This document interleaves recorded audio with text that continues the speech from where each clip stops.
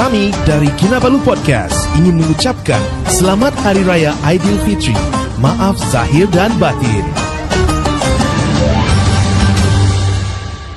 Iya.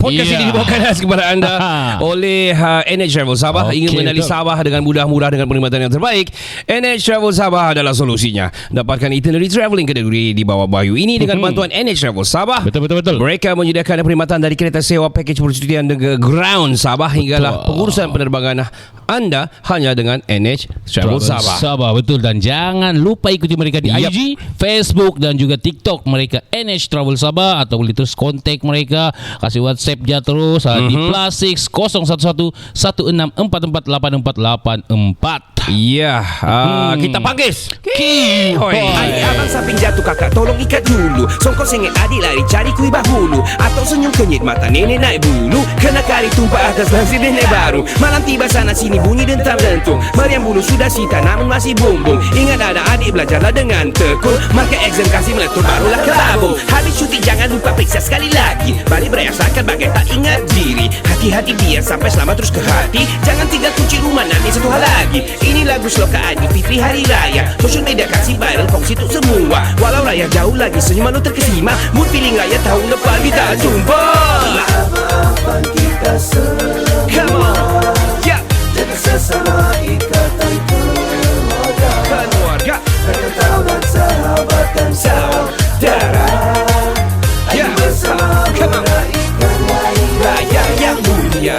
Selamat kembali ke podcast nombor 1 di Sabah dan di Malaysia, di Navy dan di hati kamu.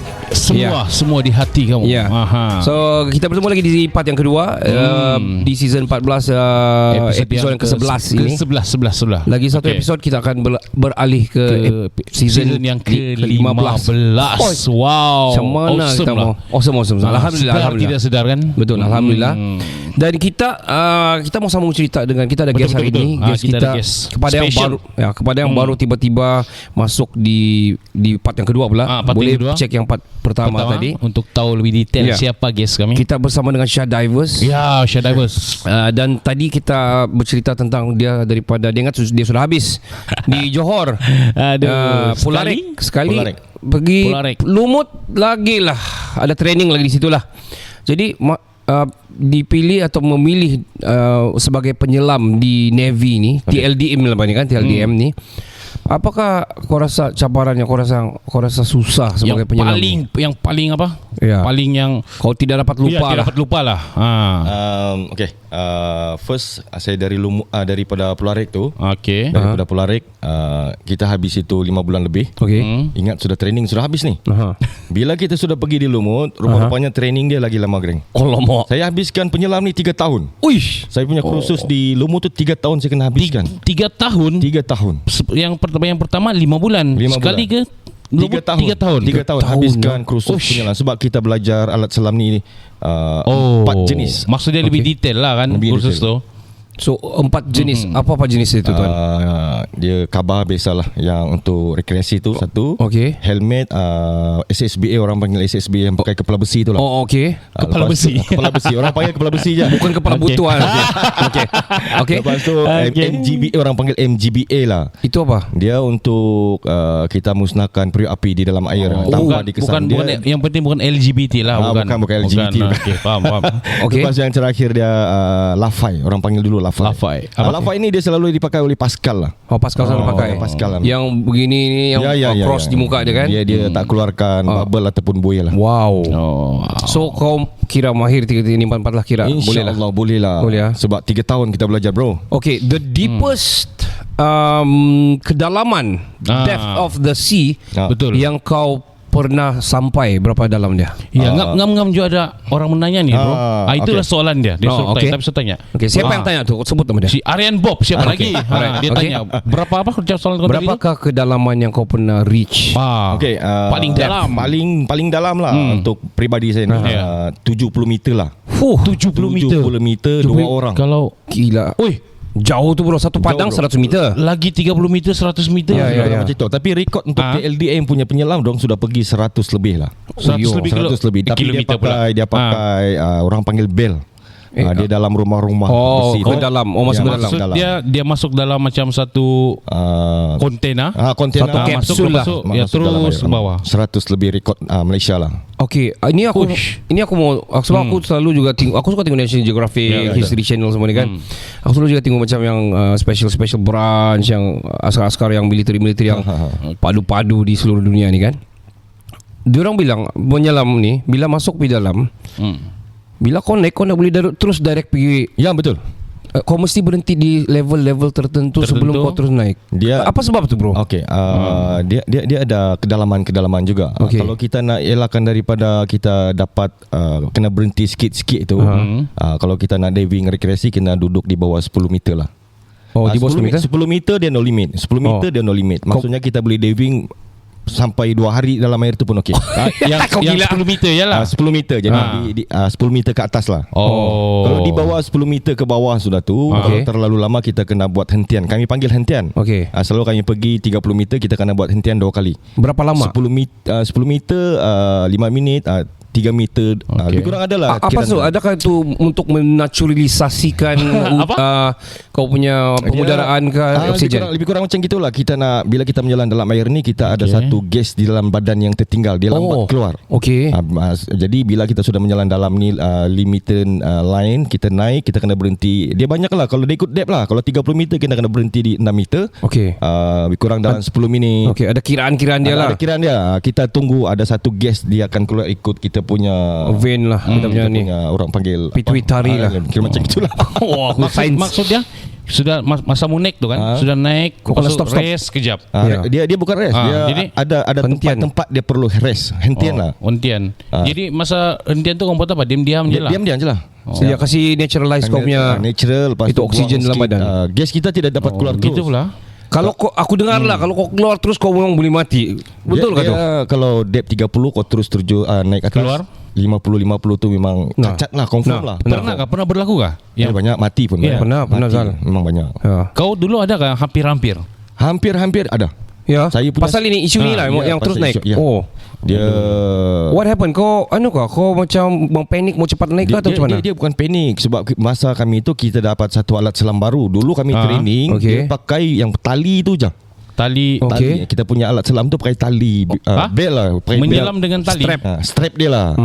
Lepas kita ada pembaharuan, kita pakai satu orang panggil BC, macam suit sudah sikit lah, buoyancy capacity nama dia.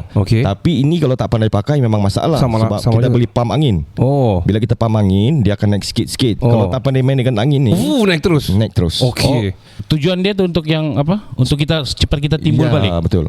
Jadi silap tekan terus lah. Kita ada kiraan juga kalau mau naik ke atas. 1 meter 5 saat ke 3 saat, kurang macam gitulah.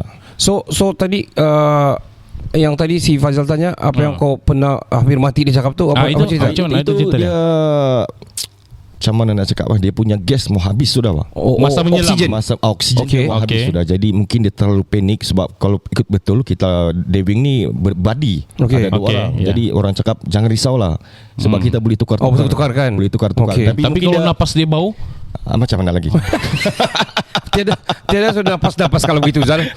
Kalau ada ikan duyung macam kita duduk. Okey Chong, bau Zal tidak mau. Time bercakap pun tak boleh masuk air. Kau tahu Zal, dia orang bilang ni kalau tiada sudah oksigen daripada tank, mulut ke mulut sudah tahu. Sudah.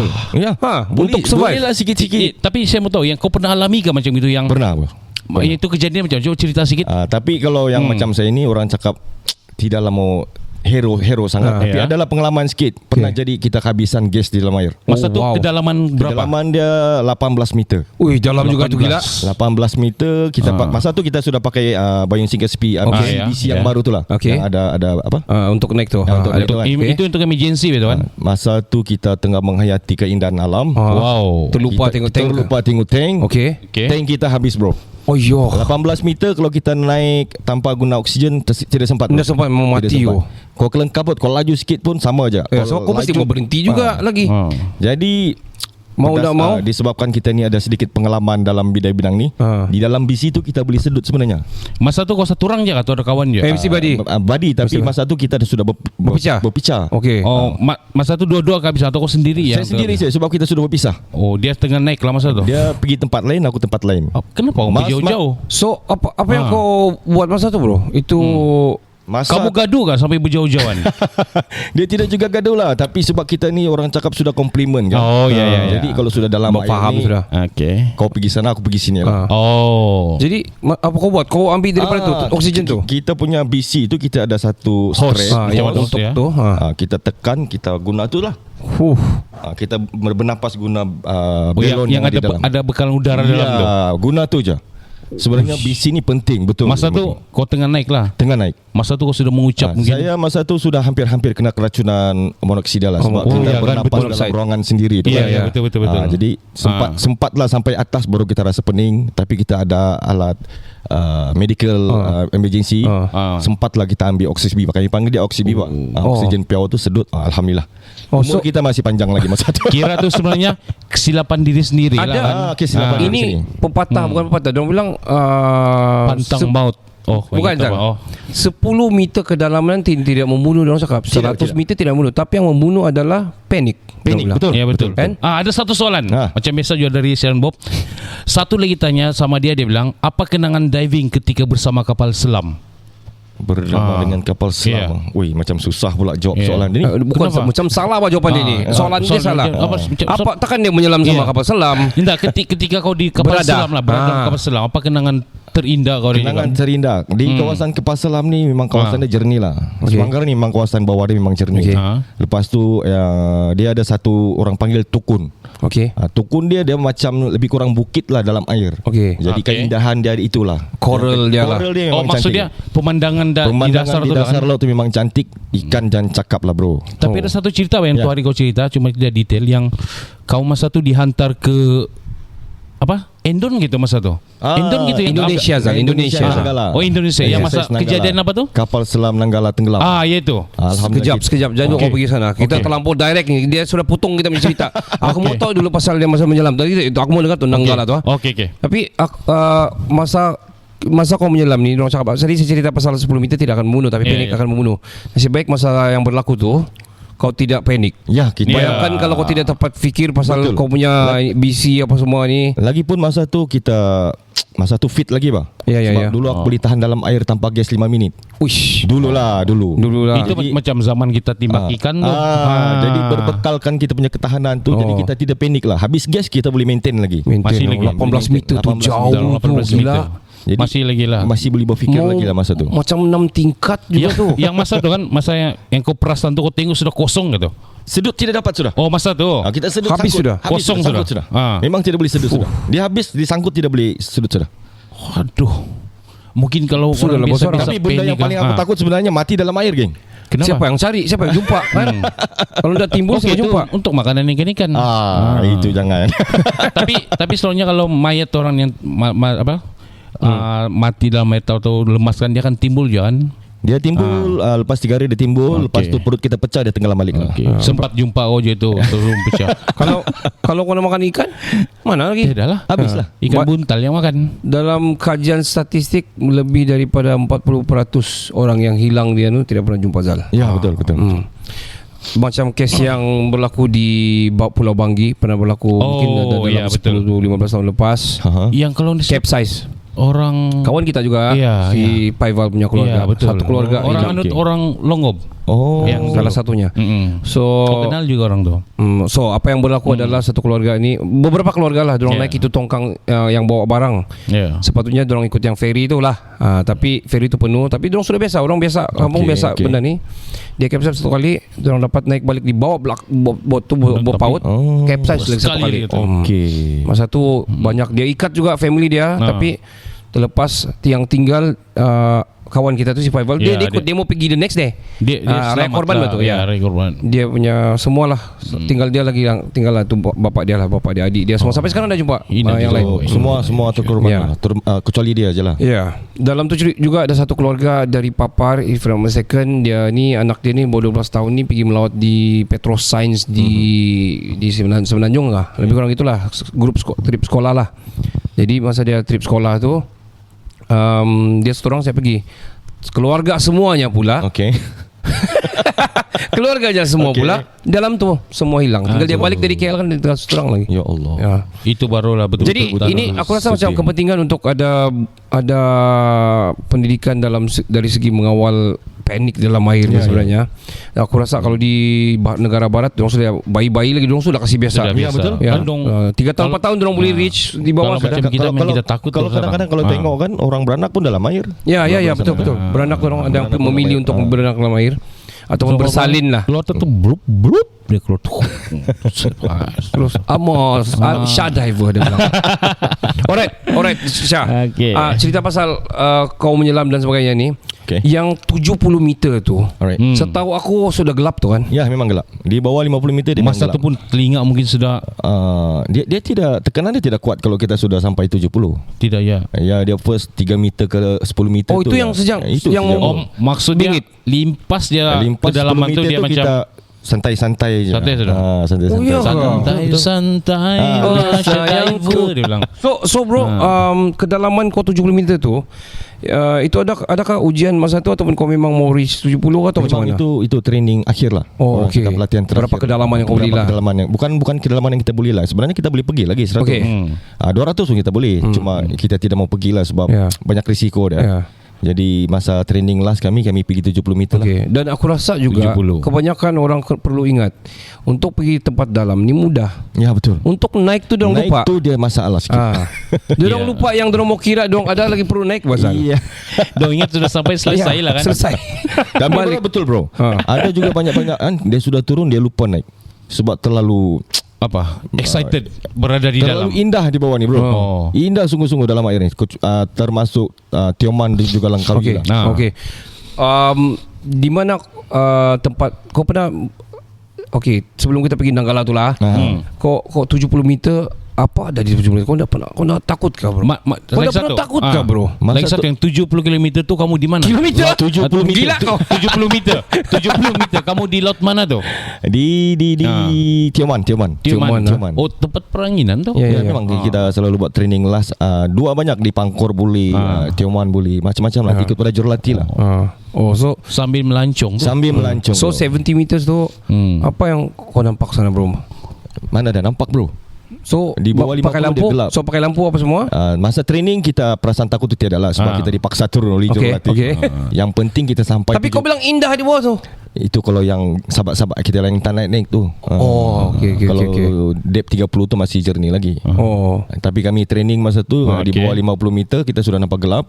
So yang penting kita touch bottom, ambil sedikit apa yang perlu. Dia minta bukti lah. Lumpur tak payah bukti sebab kita pakai helmet masa tu. Kita boleh communicate dengan orang atas. Diorang pun boleh pantau kita dengan CCTV kan. Tapi yang paling kita nak ambil bukti tanah yang kau sudah reach di sana lah. Wow. So aku dah tahu lah diorang bilang ni creatures yang ada di dasar ni macam-macam. Ada yang dah pernah timbul tinggal di bawah, dia hidup di bawah 70.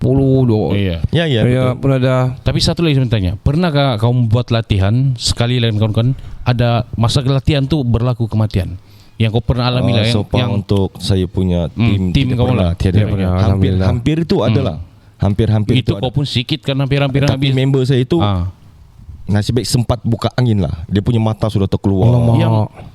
Betul. Buka angin maksud tu? Apa yang buka angin ni? Punca dia jadi macam itu. Kita turun dong pakai bel. Dia pakai bel. Lepas tu dia dalam bel tu kita boleh duduk sebenarnya ni. Bila kita duduk dia punya valve tu dia macam gini kan. Jadi masa dia duduk terturun ke bawah. Sebelum lepas turun ke bawah tu angin sepian angin tu masih ada dalam hose lagi. Masa tu lah angin habis. Ini kedalaman mana ni? Kedalaman 55 lah. Lama. Dalam juga bro. Lepas tu dia ada body, dia ada diving body masa tu. Tapi kita tak tahu angin belakang tu tertutup. Kita jangan atas panik, bawah panik semua bro. Sebab kita dah set up cantik. Betul kan? Mana boleh angin tiba-tiba tiada. Rupa-rupanya masa duduk tu tersangkut pula. Masa dia duduk sebelum dia tersangkut, angin habis. Nasib baik body dia tu cantik juga permainan dia. Pusing sana pusing sini, pap nampak valve tertutup. Dia buka. Lepas tu sampai di atas yang kau cakap mata hampir terkeluar tu. Masa dia kurang bawa naik terus lah. Memang latihan di. Yang mata kau bilang hampir terkeluar tu macam mana tu? Mata ni timbul. Timbul. Jadi kamu tekanlah mata tu. Hidung bagi masuk balik. Ya, memang telinga berdarah tu kan. Mata tu tekan balik. Okey, selesai. Dia macam tu. Tak payahlah begitu. Kasih gini je lah mata. Lebih-lebih pula. Tapi tak lawak ya biasa. Sorry. Aku rasa macam banyak kisah yang aku percaya berlaku lah. Baru-baru ni pun pasal TLDM tu pun antaranya juga yang tragik yang kita yang terbaru ni lah. Terbaru ni. Di cerita pasal laut ni aku sebenarnya Zal bro dulu aku selalu menyelam di Sorinsim lah. Sorinsim punya dalam tu. Dalam. So masa tu kedalaman dia adalah dua aku. Aku ada satu lagi gitulah kedalamannya. Jadi sana di ujung itu kan. Ya. Jadi biasalah menembak ikan lah kira masa tu belum kena tagal lagi zaman itu. Pandai menembak juga. Jadi menembak ikan masa tu. Orang kampung sana dorang kasih buat lagi. Tembak semua. Pistol itu yang tuan ya. Jadi untuk makluman masa tu arwah beliau dia buka satu pusat community di situ Yayasan Sabah. Jadi dia yang pertama register Sorinsim tu di Taman-Taman Sabah tau. Jadi orang kampung ada Padang dia sikit lah. Jadi dengan kami sekali di Padang dibagilah itu inilah goggles lah semua. Yang cara-cara mau kasih bersih goggles pun pakai air liur lah apa semua. Ya supaya tidak berkabus apa semua kan. Faham. Lepas tu aku pergilah di Sorinsim tu. Satu kali aku berenang ni, aku nampak satu kotak punya besar ni kotak todak pula. Bukan kodok. Kasak kodok. Kodok. Todak besar macam kepala aku Zal masa tu. Baru tu dia macam mau berenang tempat aku kan. Aku tengok macam sial aku tak betul tapi lama dia. Aku tinggal senapang aku terus berenang sampai sekarang aku trauma dengan bukan katak, dengan kedalaman. Kedalaman. Yang dalam biasa tu aku boleh lah, tapi kalau kedalaman ni sebab aku kalau pergi laut, contohlah pergi diving lah, scuba diving lah yang biasa-biasa kan kadang-kadang pergi juga. Aku tengok kiri biru. Aku tengok kiri mau biru lah. Kau nak nampak apa? Ya. Tiba ada creature besar apa masuk menggigit kau. Aku rasa aku dah tahu lah. Itu antara kelebihan kau lah Syah. Sebab betul. Bukan semua orang. Maksudnya bukan semua orang boleh jadi diver lah. No. I don't think so. So dari segi licensingnya pula, kau sudah ada lebih daripada yang sepatutnya. Kalau padi pun orang bagi kamu 10 biter, dia baru bagi yang level 1 gitu. Dia ada level dia kan. Kau rasa kau qualified untuk instruct orang? Kalau let's say kau habis ni kan boleh 5 ni. Tiba-tiba ada scuba daripada Paddy panggil kau untuk instruct. We give you 15k lah dia bilang. We give you 15k. InsyaAllah boleh. Boleh kan? Aku rasa cuma kita ni bukan ke arah situ sebenarnya. Kita ni jenis hardcore lah. Orang yang kerja berat ni. Kita lebih daripada tu lah. Kalau nak jadi tenaga pengajar tu tidak masalah juga. Kita belajar lama 21 tahun kan. Aku rasa antara bidang-bidang banyak juga yang expat ni yang sudah yang beralih ke arah situ kan. Sebab diorang suka keindahan di laut lah. Betul. Alright, bercerita pula pasal di mana tempat yang kau pernah deploy. Bukan deploy lah, yang pernah kau di station selama 20 tahun ni. Di mana station? Selepas Lumut kau pergi mana bro? Tempat-tempat aku pergi lah. Aku cerita semua lah secara cepat lah kan. First saya punya tempat Pularik. Lepas Pularik saya pergi Lumut. Lepas Lumut 3 tahun training. Lepas semua kita first compliment di Kuantan Pahang. First Kuantan Pahang kita 5 tahun, 6 tahun ke 7 tahun lebih kurang macam gitu lah. Di Pahang tu. Di Pahang. Paling lama lah. Di apa nama dia? Di Kuantan lebih kurang Temerloh. Lepas tu dari Pahang, lepas tu kita pindah pergi KK. So PKK, lepas tu kita pindah Sepanggar. Itu masa mula-mula buka kali. Yang di Labuan kau cakap tu? Itu saya training. OJT orang panggil OJT. Sana berapa lama di Labuan tu? 6 bulan lah. Apa kenangan terindah di Labuan? Boleh ceritakan? Keindahan keindahan. Kenangan terindah di Labuan. Kenangan dia tidak dapatlah keindahan. Yang bukan berkaitan diving maksud saya. Kau punya kurikan ni. Kita punya pengalaman situ habis di dalam tim selam lah. Kita training dengan OJT. Tadi OJT tu maksudnya refresher kah? Untuk kasih refresh balik kah? On job training. On job training. Hold on. kau umur 20 berapa masuk? 23. Lepas tu kau pergi Johor, lepas tu kau pergi Pahang. Lumut dulu, Perak, baru pergi Pahang. Tahun bila kau kahwin? Saya kahwin tahun 2006, 26 hari bulan 6 2006. Okey. 2006. Lepas 3 tahun kau kahwin sudah masa tu? Habis kita compliment first, kita kahwin terus lah. Orang Sabah kau orang Semenanjung? Orang Sabah juga. Orang Sabah juga. 26 kau kahwin tu kan? Umur 26. 26 lah, lebih kurang macam itu. Kenapa kau pilih orang Sabah juga, bro? Sedangkan kau lama dekat Semenanjung, lama juga dia jalan-jalan kat Pahang, kat Perak semua ni. Senang nak cerita, aku kawan dengan saya punya isteri sekarang ni lebih kurang dekat 20 tahun. Daripada zaman di sini lagi lah. Sekolah menengah. Macam Faizal juga. Kami sama-sama aja. Sebenarnya bro, dia punya wife dengan wife saya keluarga ya. Okey. Satu kampung. Memang tren orang Tandik ni kahwin orang Tandik juga. Untuk makluman pendengar semua, Tandik ni adalah satu part di satu dewan undangan negeri lah. Adun lah. Adun lah di Kota Maru dunia. For the listeners who don't know the geographic of Kota Maru and Sabah lah, is very big. Dan salah satunya tu di Kota Maru ada Tandik, kita ada Matunggung begitulah. Ya betul. So kau kahwin umur tu, lepas tu kau adakah wife kau ikut sekali di mana kau didapatkan ke atau macam mana? Tidaklah terlampau lama, saya tinggal lebih kurang dalam 6 bulan. Kita dapat rumah semua apa semua cantik, kita bawalah terus. Sudah kahwin. So anak-anak berapa anak sekarang? Masa tu belum ada anak lagi. Tapi sekarang ada 4 orang anak lah. 4 anak tu masa di Sabah sudah kah ataupun masih? Satu orang dia beranak di yang sulung tu lah kan. Bersalin di Pahang. Pahang. Yang lain-lain semua di Sabah. Semua made in Sabah. Yang satu yang made in. Kalau EPW tinggi tu.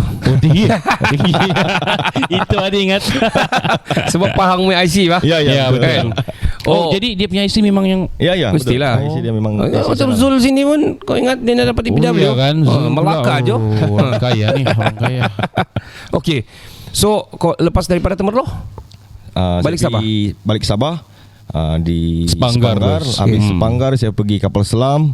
Habis kapal selam saya pergi Senakan Las. Senakan Las. Okey, kapal selam tu kita stop di kapal selam dulu sekejap. Macam mana kau kapal selam kau masih menyelam ke atau macam mana? Saya punya situ bantuan menyelam lah. Okey. Sebab kapal selam ni bila dia balik daripada belayar, kita kena cek kapal selam tu di bawah semua. Di bawah cek lah apa yang sebelum tu kapal selam tu boleh menyelam je lah. Boleh. Bukan macam Zal, namanya kapal selam. Bukan macam kapal selam yang ada satu tu yang beli mahal-mahal tapi itu dijadikan museum. Yang berapa juta tu? Dari Perancis kena refurbish tu. Aduh. Itu politik. Itu politik tu. Itu zaman si Najib tu kan. Tersebut bosku. Well, okay. So kau antara orang yang akan menyelam untuk cek di bawah apa semualah.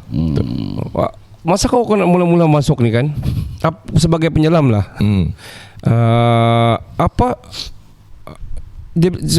Kau mesti bertanya kenapa ada penyelam di dia ni, adakah untuk menyelamatkan orang kah? Ya, sebenarnya penyelam ni dia tugas teras dia ni bukannya cari mayat, diving kapal bukan.